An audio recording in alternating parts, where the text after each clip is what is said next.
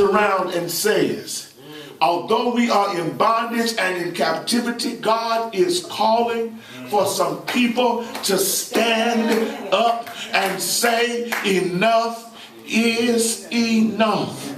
Too many of us right now are waiting for the government, the church. I'm going to get to the text. Stay with me for a minute. Waiting for everybody to rescue and save us. And I'm telling you, God is telling us that the only way we going to save us is when us gets up and do for us, by us, with us, for us. The only way that it's going to happen is if we choose to stand up.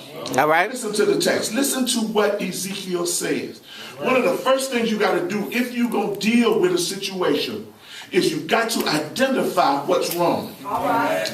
Because if you listen to a man by the name of Walter Brueggemann, he says a prophetic voice is a voice that sees things the way they are, understands and recognizes that that's not the way God meant for it to be, then starts challenging the system as is so that it might come back into alignment with what God has said rather than what the society has said. So the first thing we got to do is identify not just what other folks are doing, but also identify what we ain't doing and begin to start talking about what we must do. Here's the text. All right.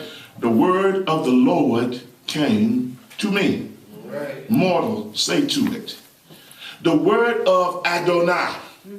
The word of my master, my owner, and my ruler. Yes.